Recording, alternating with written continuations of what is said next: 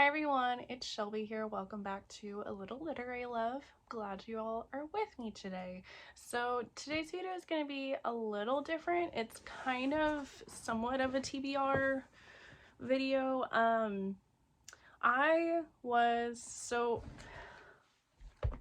First of all, I was going to make a reading vlog for you all instead of this video about reading Iron Flame, but I just really have not been in the mood for reading Iron Flame, especially because it's been so hyped up.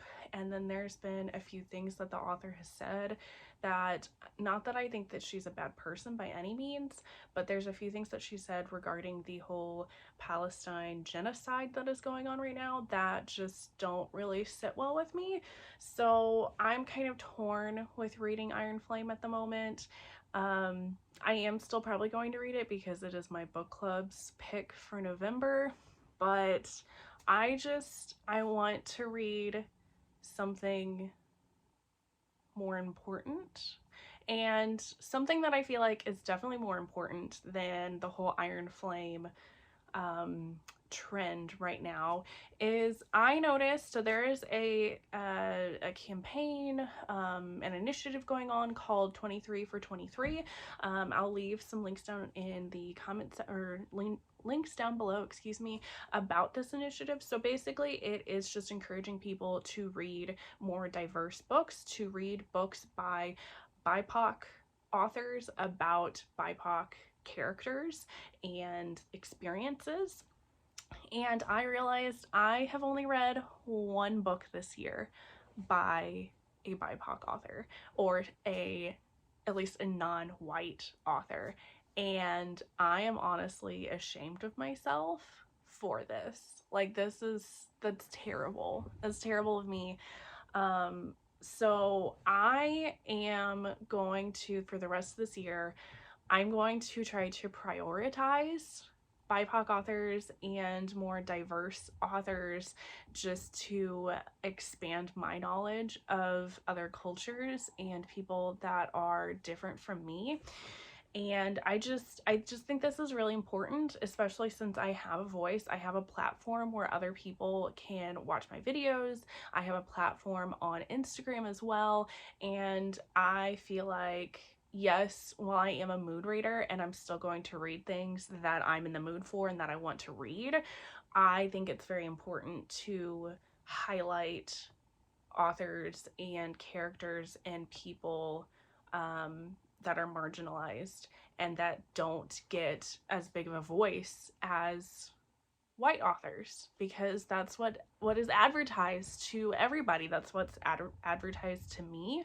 And so my hope is that if more people read diverse authors and characters, they'll become more of a norm and they will have a bigger part of the publishing industry, that there will be more of these types of books and people and characters published.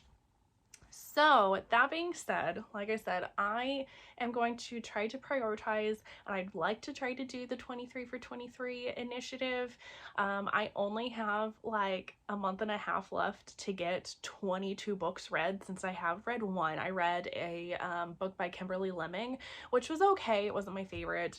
But yeah, so we're gonna go through. I kind of have a TBR set out. We'll see how things go, because like I said, I'm a mood reader. I'm just gonna kind of go with the flow, but I am going to try to push myself to read 22 books by the end of the year by BIPOC authors. So here is my quick rundown list of the books that I'm planning on reading. First is Heart Haunt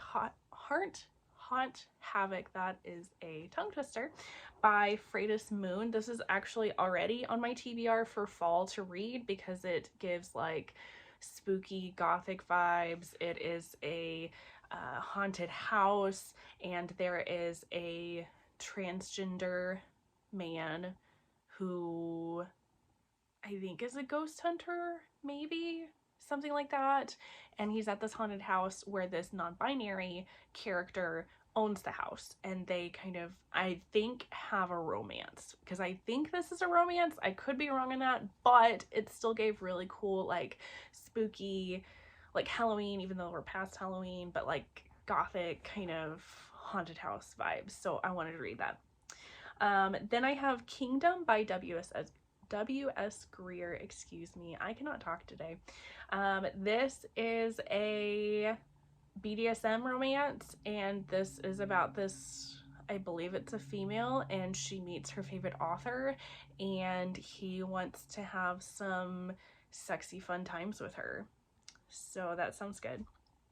Then I have Deadly Kiss by Ariel Marie. I've read one Ariel Marie novella, I think. This is a sapphic romance, and this is vampires, so I thought that sounded really cool. Then I have A Lot Like Adios by Alexis Daria. I read the first book of this series, You Had Me at Hola, and I loved that one. This one I think it's friends to lovers, and it kind of gave a little bit of like second chance vibes. I don't know if they were ever actually like together as a couple when they were younger, but it sounds like they both definitely had feelings for each other, but they just didn't really act on it, and they grew apart and like haven't seen each other in years, so now they're coming back together. So it kind of, like I said, gave a little bit of like second chance vibes. Then A Caribbean Heiress in Paris by Adriana Herrera.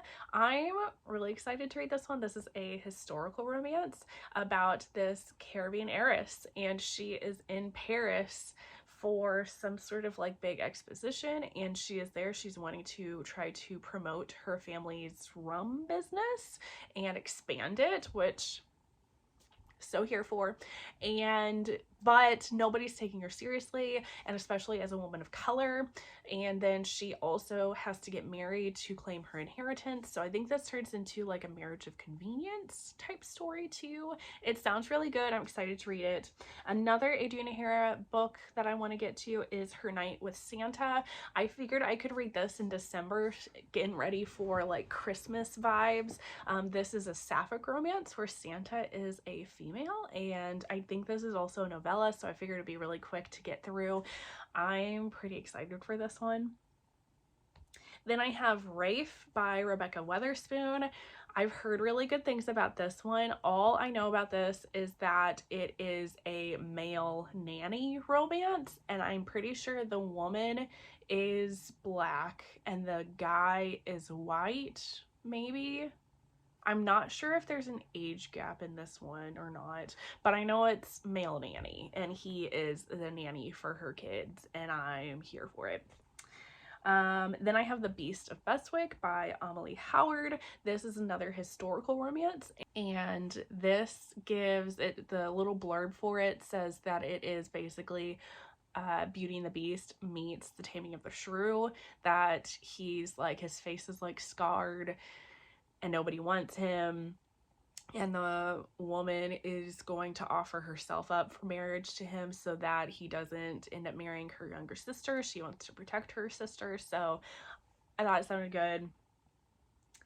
Oh, then I have The Duke Who Didnt by Courtney Milan. I have heard so many good things about Courtney Milan as an author. I know she writes a lot of historical romance, and I know this is like a royalty type romance. I don't know for sure if it is historical, but this is, the blurb that I was reading about it is like the heroine and the hero were like childhood sweethearts, but she tells him he needs to go away until he gets more serious, and so then years later he comes back and I believe wants to pursue her, but she doesn't know that he basically like owns her town that she lives in, so he's like some sort of like royalty person. I don't know, but I've heard amazing things about this author, and I haven't read her before, so I thought this would be like a perfect opportunity to get her read.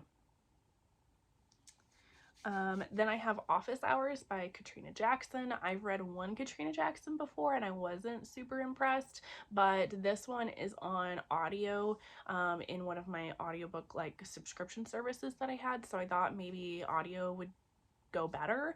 And I just, all I know about this one is that it is like two professors and they're having a romance. Then I have AntiAt by Christina C. Jones. I've read one Christina C. Jones. I think I've only read one, and it was interesting. It wasn't my favorite, but I definitely wanted to read more from this author. So I have a couple books from her on here. So starting with AntiAt, I'm not 100% sure I know everything about this one. It sounds like it takes place in Vegas, and there's like gambling stuff going on, and the two characters are very attracted to each other, but they don't really want to play their whole hand, I guess. You know what I mean? And then The Reinvention of the Rose by Christina C. Jones. I've also heard really good things about this book in this series. All I know about this one is that our heroine is basically just wanting to go out on her own and do her own thing, and she runs into the hero of this story. And I guess they have like a romance together. I don't know. But I've heard good things. And then another Adriana Herrera, if I'm saying it. I'm terrible with names. I'm sorry. American Dreamer.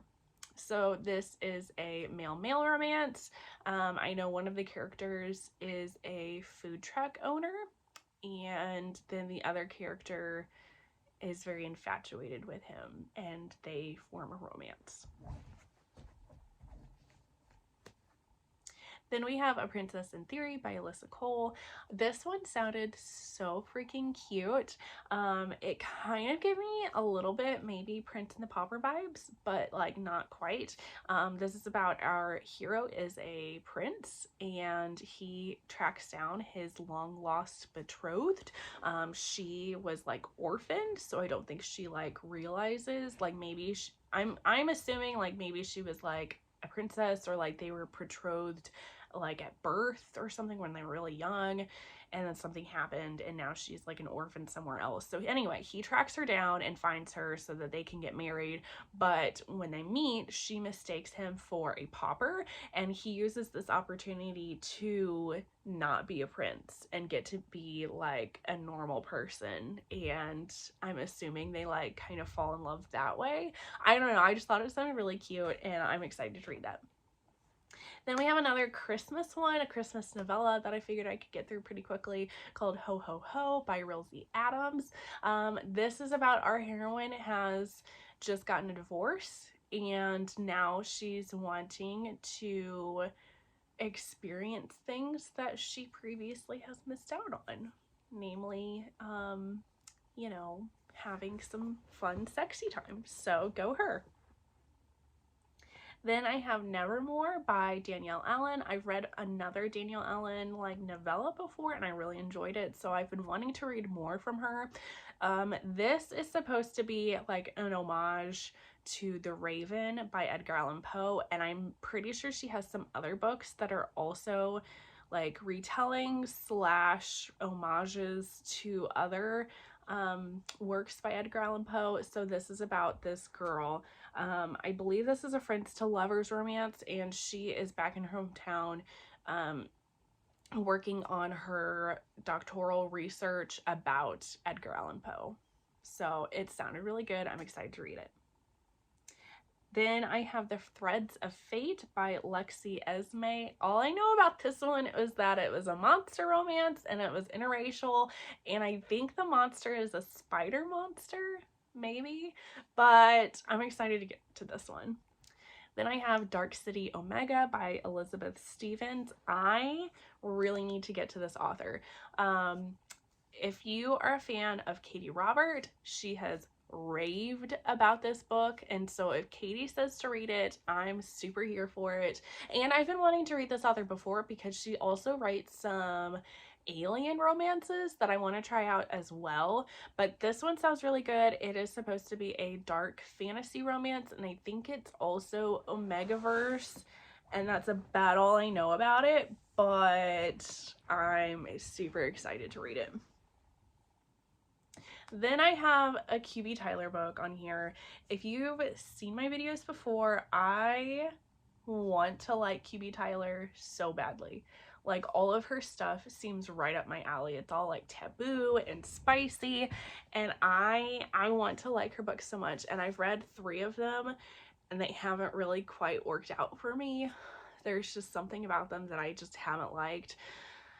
So I'm gonna try again with her newest release. This is The Worst Kept Secret, and this is supposed to be an age gap best friend's father romance, and they're like sneaking around. It sounds super taboo and right up my alley, so I thought I would try again to try her out. I really, really, really want to like her stuff. Like, I really do, but they just haven't worked out in the past. So I'm gonna try again. We're trying again. Then I want to read Music of the Night by Angela J. Ford. I've been wanting to read some of her stuff too because she writes fantasy romance and it sounds really good. So this one is a dark fantasy romance with a Phantom of the Opera retelling. So that sounds really good. Then I have another Omegaverse book, Fleeing Fate by Sabrina Day. Yes, this is Omegaverse. This is, I don't know, I think this turns into like a Wide Shoes Omegaverse, so there's multiple male characters that the heroine gets with, and I know she's kind of been hidden, and then I think she ends up fleeing or going somewhere because her brother, something happens to her brother, and so she's wanting to help her brother out. I don't know. And then the last book that I have on here is, I'm hoping, another short one that I can try to like get through a bunch of these. Fang Gang by Sin. This is a vampire romance, and I love vampire romances, so I'm excited about that. But this sounds like it is a human falls in love with a vampire, but his family wants him to find his vampire mate, and she very much wants to stay a human, so there might be some drama in this one, but I'm excited to read it. So very quick rundown of the books that I'm wanting to get to, and I'm hoping that I can get through all of them. I'm also wanting to try to make it a goal going into next year to read at least one BIPOC author every month, just to try to start getting that more into my like regular routine of books that I'm reading. But yeah, so I really like this initiative. I think this is going to be like a good thing for me to push myself to read some of these books and read more of these authors. So like I said, I will leave links down below about like the website to this initiative. If you want to try to do this before the end of the year, like me, kind of late to the game, but you know, better late than never. But yeah, so if you like this video, please leave a thumbs up button. If you know some other, like some of your favorite BIPOC authors or books or anything else that I should add to my list and check out, even if I don't get to it during this last little bit of the year, I will definitely add it to my list for books for next year to get to.